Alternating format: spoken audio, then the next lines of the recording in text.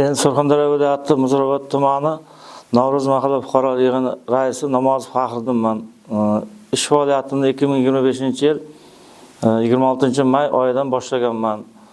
Mana shu mahallamizda yashab kelayotgan G'offorov Sherzod ukamizni bilib bilmay qilgan nimalari uchun pushaymon bo'lganini, anglab yetganini bilaman. Ularni kelajakda mahallamizga bir foydasi tegadigan bir yaxshi bola bo'lib chiqib kelgandan keyin nima bo'lishini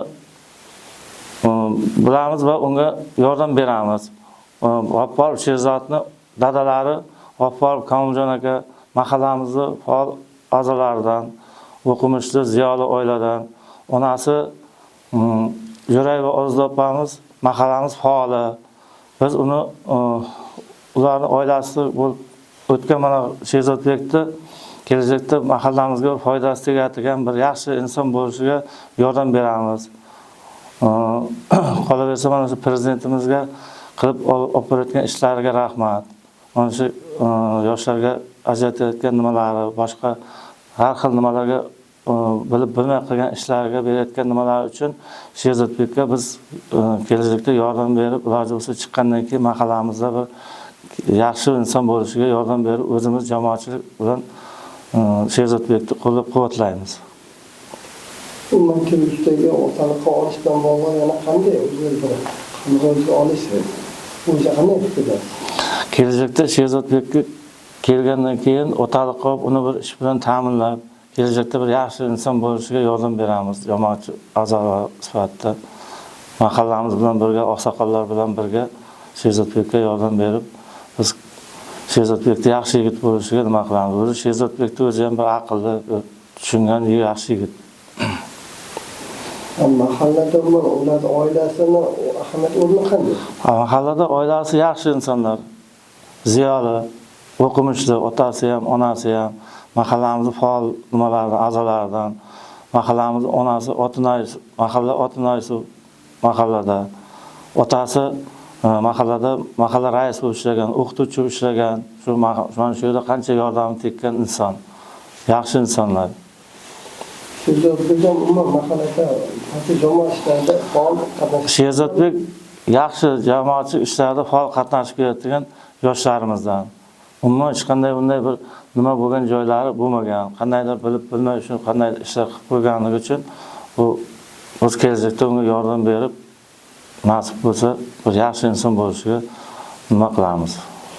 Buni siz mahalla fuqaroligini rais sifatida ayni mahallada yashashingizda ta'siri befarq bo'lmagan holatda o'ziga munosabatdagi jamoatchilik sifatida fikrlar bildirib o'tyapsiz, to'g'rimi?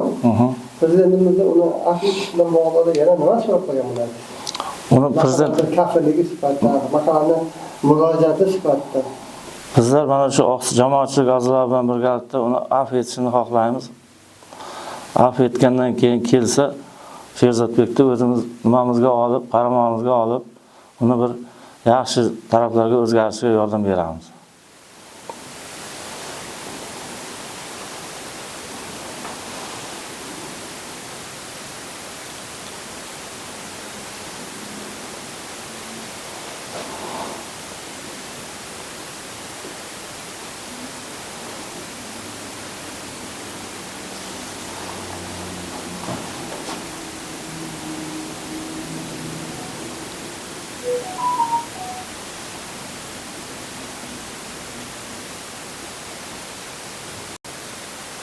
Men Surxondaryo viloyati Muzrabot tumani Navro'z mahallasida yashayman. Familiyam G'offorov Komiljon Shukurovich. Yoshim 69 yoshda. Hozirgi vaqtda 3 ta farzandim bor. 2 ta o'g'il, 1 ta qizim bor. Kenja o'g'lim viloyatdagi g'aznachilik tashkilotida ishlaydi.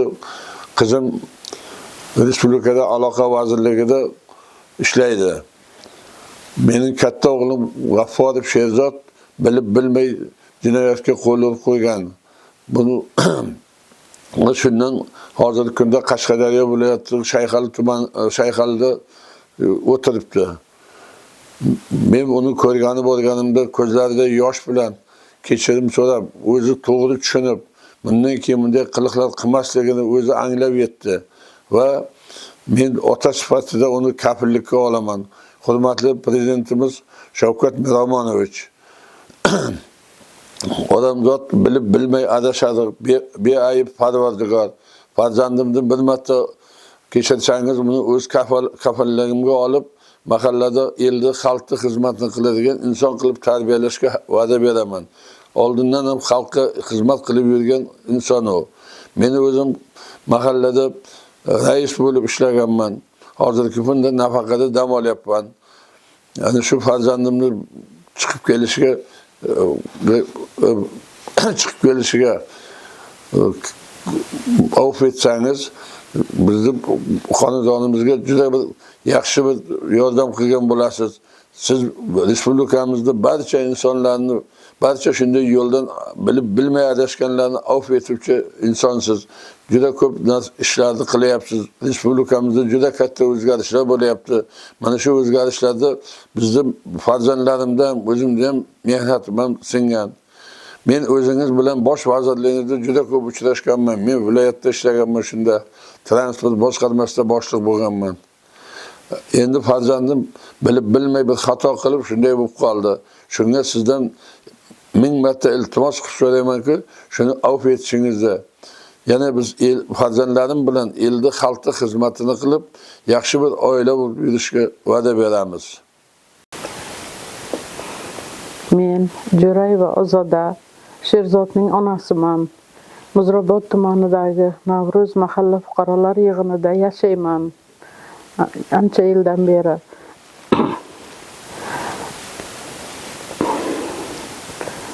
Men o'qituvchiman, oliy ma'lumotli.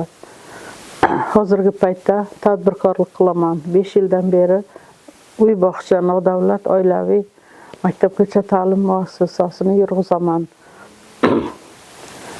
O'g'lim Sherzod o'zi juda yaxshi bola, oliy ma'lumotli. Bir xato qilib qo'ydi. Juda katta xato emas. Prezidentimizning butun insonparvarligi tufayli, mehribonligi tufayli juda ko'p qonunlar ishlab chiqildi. Ularning ichida ularni avf qilish, qonunlarini o'qiyapmiz. Shuning uchun hurmatli prezidentimiz Shavkat Mirziyoyevdan iltimos qilib so'raymiz. O'g'lim bilib bilmay xatoga yo'l qo'ydi. Uni xatolarini kechirib avf qilishingizni so'rab qolamiz. Inson adashadi har qanday sharoitda. Uni to'g'ri yo'lga solish uchun bor harakatni qilyapmiz.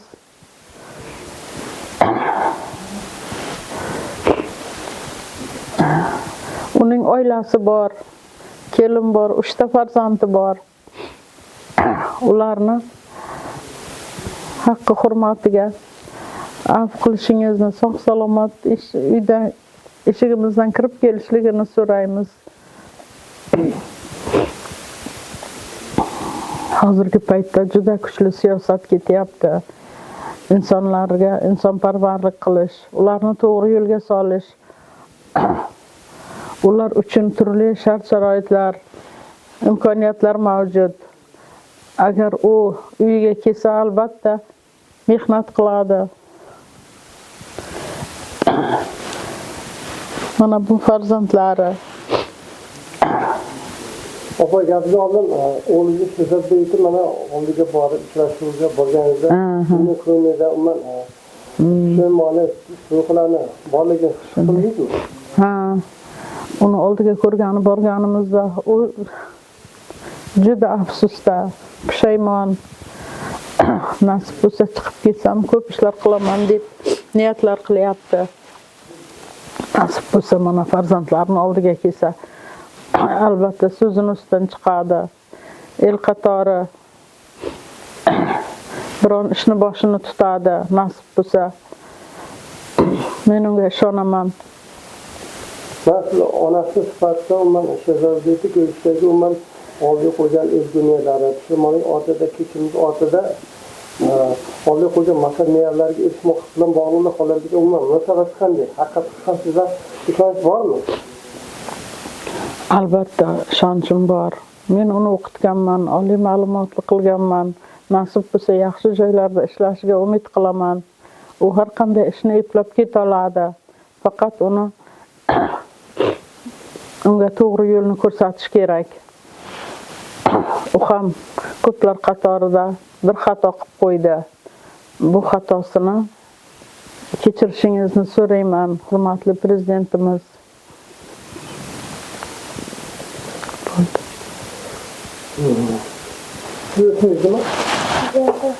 Ziyoda. Nechinchi sinfda o'qiysiz? Birinchi sinf. Birinchi sinfda. Ha. Necha bog'lar? 5. Bilsana. Abijon sog'lik. Prezidentimiz nima so'raydi? Pul sotqisi.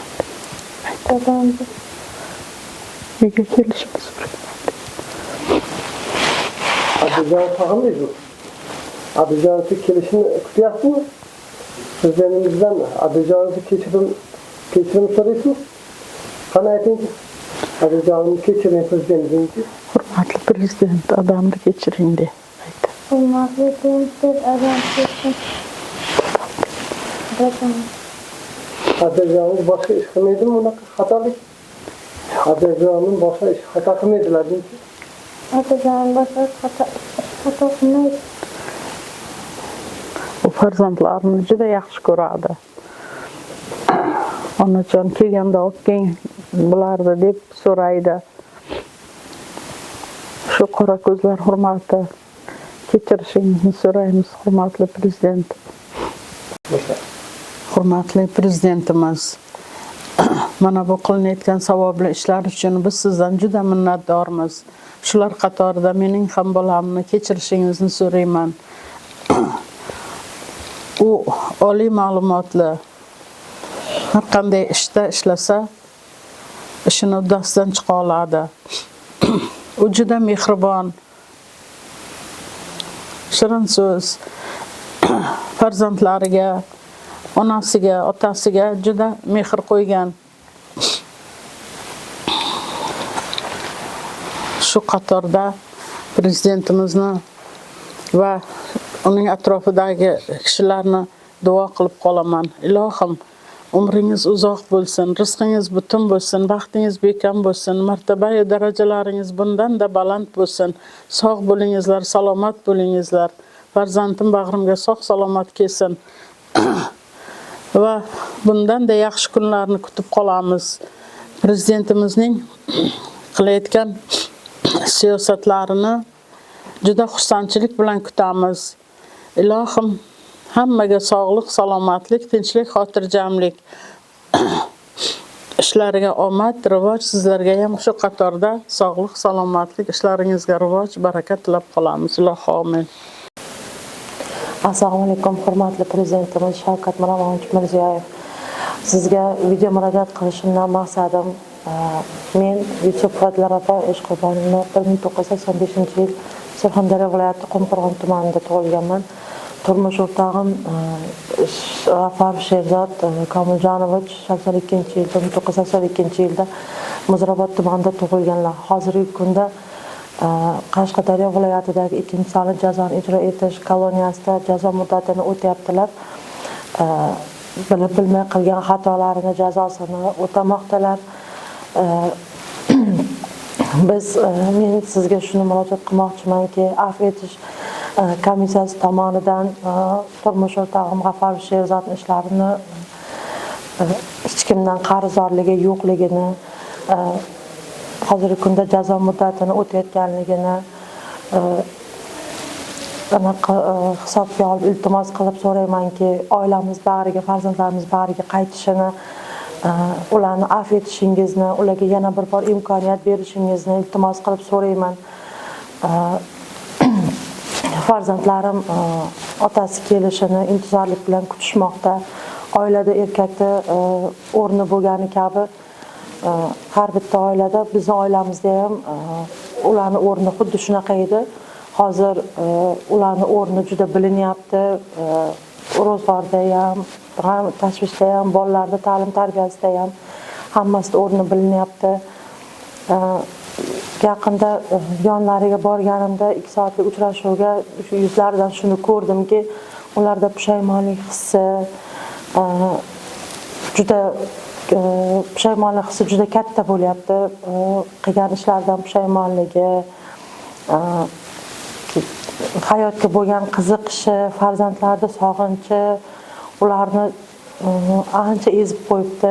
Shundan mana siz har doim ta'kidlaysiz, oila muqaddas deb. Shu kabi meni ham oilam to'ra to'kis bo'lishini xohlayman. Xo'jayinim farzandlarim yonida bo'lishini xohlayman. Shu afv etish komissiyasi tomonidan ko'rib chiqib, men ham xo'jayinimni afv qilishingizni so'rayman. Biz oilamiz bilan so'z beramiz, xo'jayinim xudo xolasa to'g'ri yo'lga qaytib, xalqqa foydasi tegadigan inson bo'lib, endi buyog'iga chiroyli yashaydilar, Xudoga shukr. Shuni niyat qilib turibmiz, bag'rimizga qaytsa eson-omon ularni afv qiling. Insonparvarlik yuzasidan mana qilayotgan ishlaringizni ko'rib turibmiz.